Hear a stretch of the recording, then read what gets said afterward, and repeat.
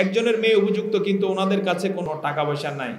এখন কি ওনারা কিস্তি উঠাইতে পারবে? আমি স্বপ্নে দেখি আমার মা এবং স্বামী মারা গেছে, এবং আরো খারাপ স্বপ্ন দেখি। পুরুষ যেভাবে কোমর উঠে সেজদা দেয়, মহিলারা কি সেভাবে কোমর উঠে সেজদা দিলে নামাজ হবে? নামাজের মাঝখানে যদি সূরা ভুলে যায়, তাহলে সেই সূরা কি আবার নতুন করে পড়া যাবে? সমস্যার কারণে স্বামী যদি অনেক বছর বিদেশ থেকে আসতে না পারে, এখন কি কোনো গুনাহ হবে? বাবা মা যদি আকিকা দিতে না পারে, তাহলে ছেলে বড় হলে কি ছেলে আকিকা দিতে পারবে? প্রথমে দায়িত্বটা বাবা মারই। প্রথমে দায়িত্ব কার? বাবা মার। এর জন্য বাবা মা সর্বোচ্চ চেষ্টা করতে হবে আকিকা দেওয়ার জন্য, কারণ এটা আপনার জন্য এই সন্তান হাসরের মাঠে সুপারিশ করবে, তার গ্যারান্টি। বুঝছেন তো? আর এটা সুন্নত। নবীজি আকিকা দিয়েছেন। ছেলের জন্য কয়টা? 2টা ছাগল, মেয়ের জন্য 1টা ছাগল। এটা দিয়ে দিবেন। এরপর যদি না পারে, তাহলে ছেলেও দিতে পারবে, অসুবিধা নাই। আমি স্বপ্নে দেখি আমার মা এবং স্বামী মারা গেছে, এবং আরো খারাপ স্বপ্ন দেখি। এখন এক্ষেত্রে যখন শুইতে যাবেন, দোয়া পড়ে শুবেন। কি দোয়া যেন বলছিলাম? আল্লাহুম্মা বিসমিকা আমুতু ওয়া আহইয়া। এরপরে যতক্ষণ ঘুম না আসে নবীর প্রতি দরুদ পড়বেন, সূরা ফাতিহা পড়বেন, সূরা ইখলাস পড়বেন, ফালাক নাস পড়বেন। ফু দিয়ে মাথা থেকে পা পর্যন্ত মেসেজ করে দিবেন। আশা করছি দুঃস্বপ্ন আর দেখবেন না। এরপর যদি স্বপ্ন দেখেন, তাহলে একটু দান সাদাকা করবেন, আল্লাহর কাছে কান্নাকাটি করবেন। এমনকি যদি যে মারা গেছে তাকে দেখেন কিছু চায়, বুঝবেন যে সে কষ্টে আছে, তার জন্য দান সাদাকা করে দেয়া। পুরুষ যেভাবে কোমর উঠে সেজদা দেয়, মহিলারা কি সেভাবে কোমর উঠে সেজদা দিলে নামাজ হবে? হ্যাঁ, নামাজ হয়ে যাবে। অথবা আমরা হানাফি মাযহাবে যেটা করি, যে মহিলারা নামাজে তারা ওই যে জমিনের সাথে লেগে থেকে সেজদা দেয়। এভাবেই তো আমাদের অনেক মা বোন করেন, এভাবেও হয়ে যাবে, অসুবিধা নাই। এটা নিয়ে এত ইখতিলাফের কিছু নাই। একজনের মেয়ে উপযুক্ত, কিন্তু ওনাদের কাছে কোনো জায়গা জমি এবং ঘরবাড়ি করার জন্য কোনো টাকা পয়সা নাই। এখন কি ওনারা কিস্তি উঠাইতে পারবে, অর্থাৎ মেয়ে বিয়ে দেওয়ার জন্য? এক্ষেত্রে সমাজের দায়িত্ব হচ্ছে তাদের বিয়ের ব্যবস্থা করা। কার দায়িত্ব এটা? সমাজের। এই প্রশ্ন যিনি করেছেন তাকে মোবারকবাদ, এবং পাশাপাশি তাদের খোঁজখবর আপনারা নেবেন। যেমন এখানে যদি 100 জন যুবক দাঁড়িয়ে যায় যে আমরা এই বিয়ের ব্যবস্থা করে দেব, তাহলে সম্ভব না অসম্ভব? কিস্তি এখন দরকার নাই। যেই কিস্তিতে সুদ আছে, এই কিস্তি নিয়ে বিয়ে দেওয়ার প্রয়োজন নাই। এখন কি তাহলে বিয়ে বাদ থাকবেন না?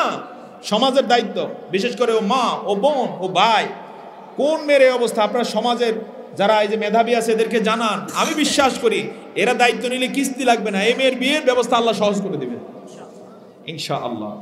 5 নম্বরে, কুচি করে কাপড় পরে নামাজ পড়লে কি নামাজ হবে?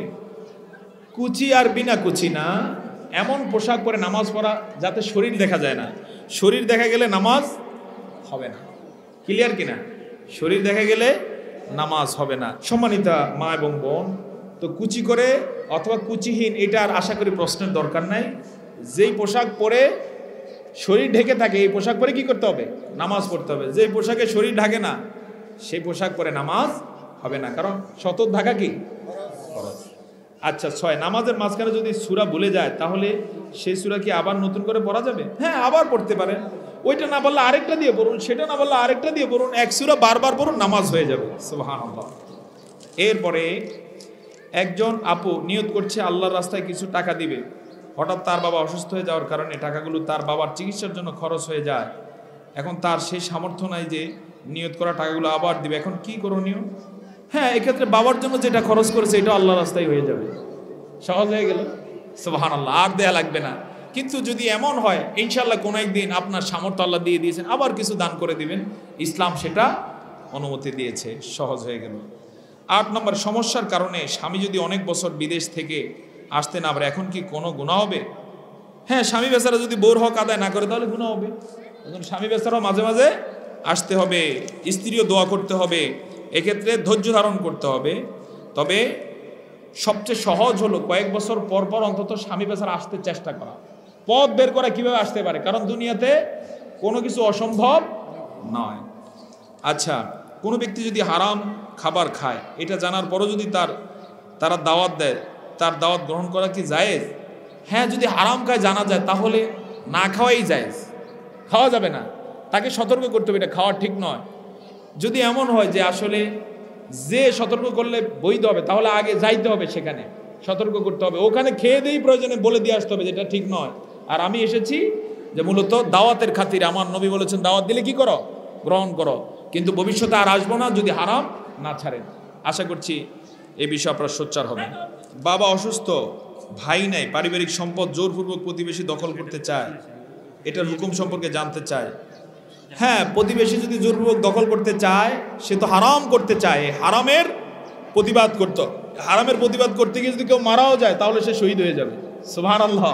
তবে এক্ষেত্রে সমাজের যারা বিত্তবান আছেন, সমাজের যারা সচেতন আছেন, বিচারক আছেন, তাদের কাছে আপনারা যাবেন, আশা করছি এই বিচার পাওয়া যাবে ইনশাআল্লাহ। না হলে আলেম ওলামাদের কাছে আসবেন, এরা ব্যবস্থা করবে। আলেম ওলামা যারা আছেন আপনারা এগুলো একটু দেখবেন ইনশাআল্লাহ। স্বামী পারিবারিক খরচ চালাতে সাময়িক সমস্যা, এখন স্ত্রী চাকরি করতে পারবে কিনা? হ্যাঁ, যদি এমন হয় যে স্বামী আসলে পারতেছে না, তাহলে স্বামীর অনুমতি নিয়ে এমন চাকরি করা যেখানে পর্দাপর্দার খেলাফ হয় না, জায়েজ। আর বেপরদার যদি চাকরি হয়, হারাম যদি সেখানে আশঙ্কা থাকে, তাহলে ওই চাকরি জায়েজ নাই। প্রয়োজনে কি করতে হবে? ধৈর্য ধারণ করতে হবে, সর্বোচ্চ চেষ্টা করতে হবে।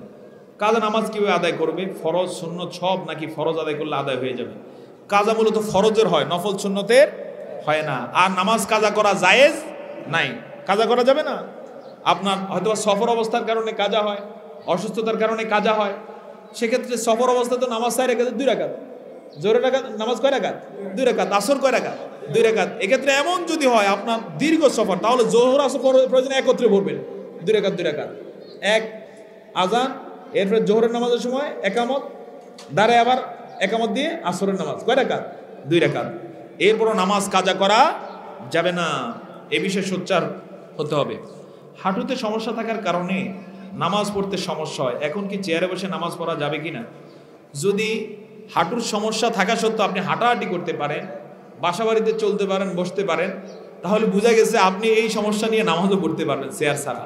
কিন্তু যদি বাসা বাড়িতে এমন হয় যে আসলে চেয়ার ছাড়া চলতে পারেন না, তাহলে আপনার জন্য অনুমতি দেয়া গেল, কিন্তু চেষ্টা করা চেয়ার ছাড়া নামাজ পড়তে। আচ্ছা, 6, রমজানে যদি সারাদিন রোজা রাখার পর বিকেলবেলা অসুস্থ হয়ে যায়, মহিলাদের যে অসুবিধা হয়, তখন কি রোজাটা হবে নাকি পরে রোজা রাখতে হবে? হ্যাঁ, রোজাটা ছুটে গেলে তবে আপনি ইফতার পর্যন্ত অপেক্ষা করে ইফতার করবেন, আল্লাহ এটার সওয়াব আপনাকে দিয়ে দিবেন, তবে রোজাটা আবার রাখতে হবে।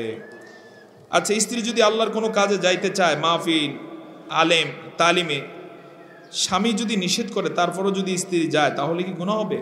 স্বামীর নিষেধাজ্ঞা অমান্য করে এই সকল ক্ষেত্রে যাওয়া যাবে না। স্বামীর আগে বুঝাইতে হবে, আপনার দাওয়াতি কাজ বাইরে না, প্রথম কোথায়? ঘরে। এই বিষয়টা সোচ্চার হন। হ্যাঁ, যদি স্বামী আলহামদুলিল্লাহ এই ক্ষেত্রে মেনে নেয়, তাহলে আপনি যেতে পারেন ইনশাআল্লাহ।